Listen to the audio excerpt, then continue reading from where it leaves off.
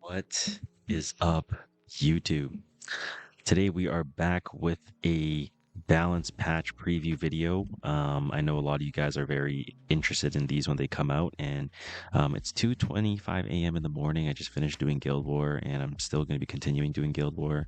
But nonetheless, I do want to make a quick video going over the balance adjustment preview and how it's going to impact the game in terms of RTA and for Guild Wars. And if you guys do enjoy, drop a like and comment for the algorithm and subscribe if you haven't already. And let's jump straight into it. So immediately you can see that the 5 stars that are going to be buffed is A Ravi, A Laika, Zio, Ran, Zahhak. 4-star will be Schuri. 3-star will be Hasol. 5-star artifact will be Mature Sunglasses, and there will be a change to how target's going to be, how it works in game. So the major change for A Ravi is she will have built-in penetration resistance by 30%, replacing the 30% critical hit chance that she had previously.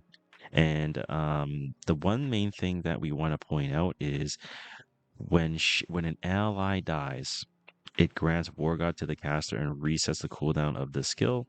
So War God basically increases the defense penetration by 50%. So you basically get 50% defense penetration. Very solid, right? The S3 is now going to be able to really cut through a lot of these, tanks that maybe have been chipped down a little bit already in RTA matches. And you can just rip that S3. Obviously, in Warfare rules, if defense penetration resistance is still a thing, Arabi will still be pretty much unplayable. But outside of that Warfare rule, we might see her as like an anchor come back potentially, as a really solid bruiser because her imprint concentration now is being replaced by critical hit chance. So previously it was effect resistance, which was absolutely fucking worthless. Crimson Seed nerfs in the past had absolutely gutted her, and she had her time in the sun during the Conk hand guy Aravi meta with Rylet and stuff like that.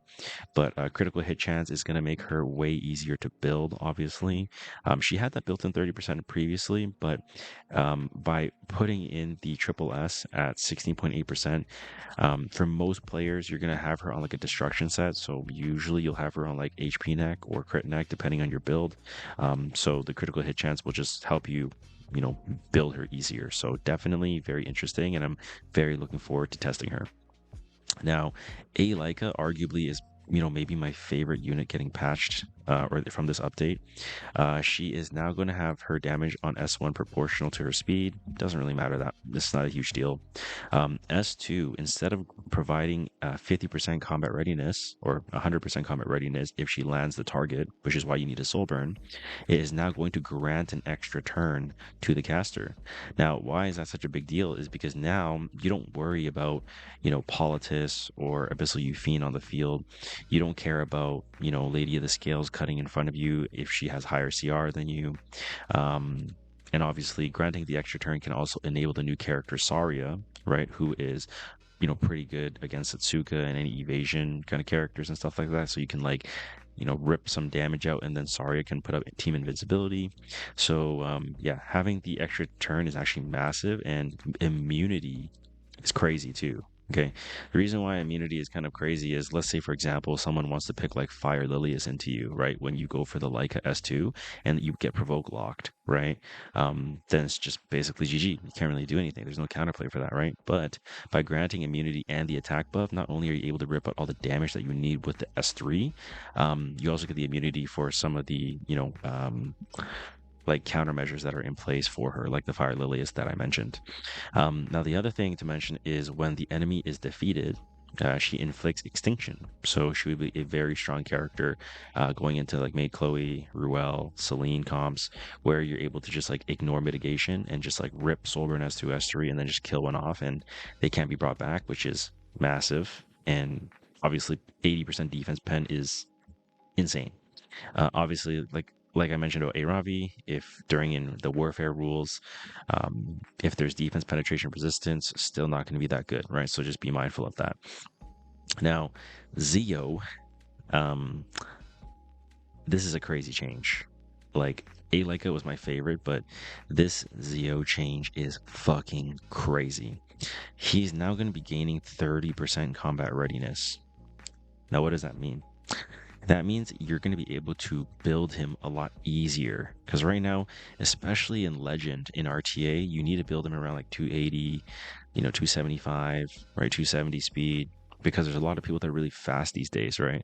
But if he gets 30% combat readiness, that means you're able to like put a little bit less speed on him and invest that into more effectiveness, more attack or crit damage, whatever you're looking for. So you're able to get a lot more stats, maybe more EHP, more bulk, so that you're just harder to kill and more of a nuisance. And they also changed his S3 soul burn, so it now ignores ER instead of dispelling all buffs from the target. I think this is something that they should have had from day one, but ignoring ER is massive because sometimes you just want to like soul burn and guarantee to tag the Infinite Horizon Acades, or you want to guarantee and tag that Sage Ball and Sazan, or you want to guarantee and land on that Lady of the Scales or the Renak, or whatever, right? You want to make sure that Zio can do his job. And now they are making it so Zio can do his job perfectly. So I'm really, really pleased about this change. That is an amazing quality of life. Now, Ran is going to be making a comeback, I think, right? Because Skill Nullifier is going to be granted to his S2. So it still provides immunity, it still gives him attack buff, but now it also gives him Skill Null. And so, why is Skill Null going to be helpful? So, Skill Nullifier can be helpful in a scenario where, you have Ran S2 in RTA or in Arena or in Guild War, and they have green Selena highest attack EE, and it goes for the Ran, right? In that case, your Ran just instantly dies, right? Celine becomes a force band. Now, even if they go for a green Celine, that's no longer going to be a countermeasure into your Ran pick, right? So actually it gives them a little bit more survivability, which is, obviously nice, because when you think about all the openers in the game, that, what do they all have in common, right? They all have some form of survivability, right? Lua has Guiding Light, defense buff. Luna, skill effect nullifier. Renak has stealth after S3, and obviously highest base speed in the game. Peyra has evasion from Rampage, right? The list goes on. And so now, by him being able to grant himself skill nullifier, and he did before as well, but it was tied to his S3. This time it's tied to his S2. So it can definitely be a little bit more forgiving, so you don't have to commit that damage just to get that skill nullifier, right?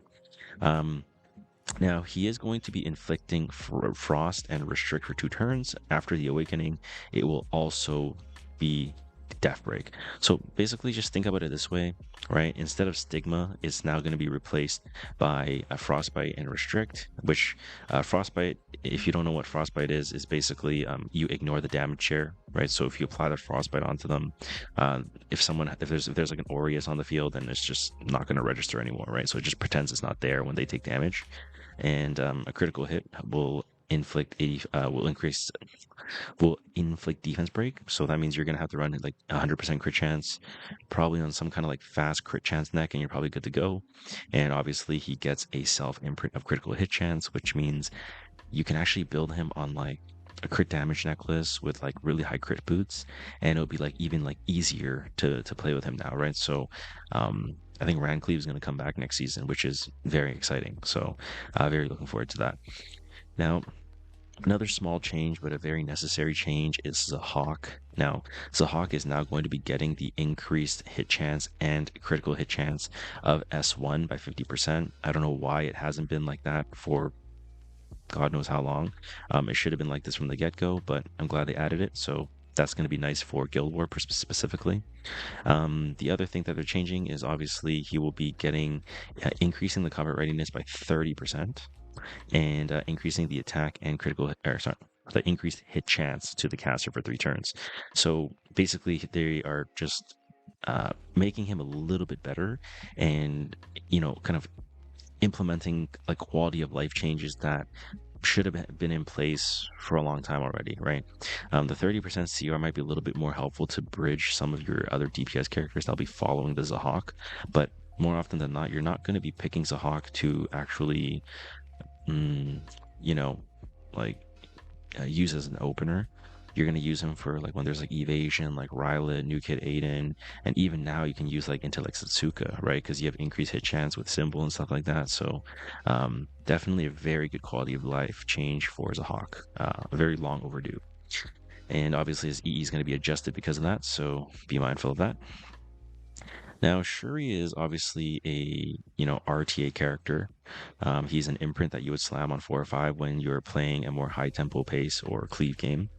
And I know Tristan Wolf is probably gonna crash out and he's gonna be like, bro, like Shuri doesn't fucking poison on S1 anymore. GG. I have like fucking 7 Abyss videos that are gonna be fucking rack terminaled.